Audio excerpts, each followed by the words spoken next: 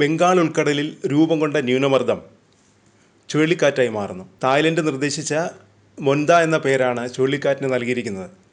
തായ് ഭാഷയിൽ മനോഹരമായ സുഗന്ധമുള്ള പുഷ്പം എന്നാണ് ഇതിൻ്റെ അർത്ഥം.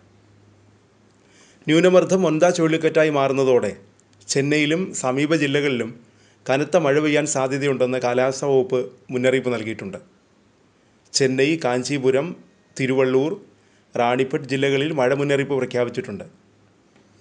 ചിലയിടങ്ങളിൽ ഇടിമിന്നലോടുകൂടിയ മഴ പെയ്യുമെന്നാണ് കാലാവസ്ഥാ മുന്നറിയിപ്പ്.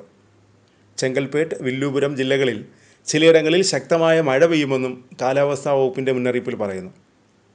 ചെന്നൈയുടെ തെക്ക് കിഴക്കായാണ് ഇപ്പോൾ ചുഴലിക്കാറ്റ് നിലകൊള്ളുന്നത്.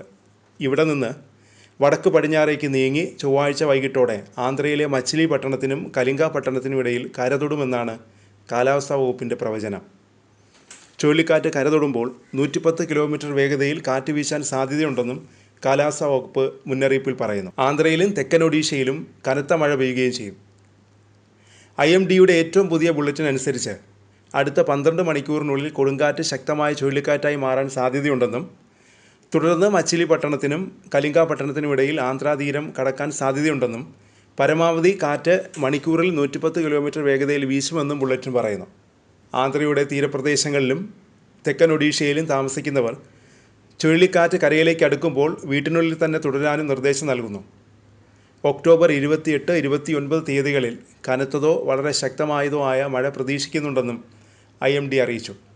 ആന്ധ്രാപ്രദേശ് അതീവ ജാഗ്രതയിലാണ്. മുഖ്യമന്ത്രി N. ചന്ദ്രബാബു നായിഡു കനത്ത ജാഗ്രതാ നിർദ്ദേശം നൽകിയിട്ടുണ്ട്. ജീവഹാനി സംഭവിക്കാതിരിക്കാൻ ആവശ്യമായ നടപടികൾ സ്വീകരിക്കാൻ ജില്ലാ കളക്ടർമാർക്കും SP-മാർക്കും നിർദ്ദേശം നൽകിയിട്ടുണ്ട്.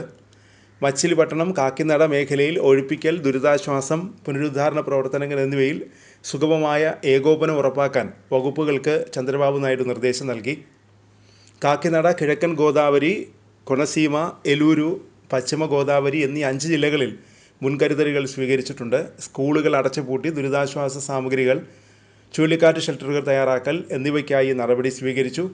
കാക്കിനടയിൽ ഹോപ്പ് ഐലൻഡിൽ നിന്നുള്ള താമസക്കാരെ സുരക്ഷിതമായ പ്രദേശങ്ങളിലേക്ക് മാറ്റിയിട്ടുണ്ട്. കനത്ത മഴയും വെള്ളപ്പൊക്കവും ഉണ്ടാകാൻ സാധ്യതയുള്ളതിനാൽ ഒക്ടോബർ 27 മുതൽ 31 വരെ എല്ലാ സ്കൂളുകളും അടച്ചിടും. കൊണസീമയിൽ സ്കൂളുകൾ അടച്ചിടാൻ ജില്ലാ കളക്ടർ ഉത്തരവിട്ടു. 34 തീരദേശ ഗ്രാമങ്ങളിലെ 6000-ലധികം താമസക്കാർക്ക് ഷെൽട്ടറുകൾ ഒരുക്കിയിട്ടുണ്ടെന്നും കളക്ടർ പറഞ്ഞു. രക്ഷാപ്രവർത്തനങ്ങൾക്കായി NDRF ടീമുകളെയും മണ്ണുമാന്തി യന്ത്രങ്ങളും സജ്ജമാക്കിയിട്ടുണ്ട്. ഒക്ടോബർ 27, 28 തീയതികളിൽ വെസ്റ്റ് ഗോദാവരി ജില്ലയിൽ അധികൃതർ സ്കൂളുകൾക്കും കോളേജുകൾക്കും അവധി പ്രഖ്യാപിച്ചു. എല്ലാ ബീച്ച് റിസോർട്ടുകളുടെ പ്രവർത്തനങ്ങൾ നിർത്തിവെച്ചു. തകർന്ന കെട്ടിടങ്ങളിൽ നിന്നും താഴ്ന്ന പ്രദേശങ്ങളിൽ നിന്നും ആളുകളെ താൽക്കാലിക ദുരിതാശ്വാസ ക്യാമ്പുകളിലേക്ക് മാറ്റി. ഒഡീഷ 8 ജില്ലകളെ റെഡ് സോണായി പ്രഖ്യാപിച്ചിട്ടുണ്ട്.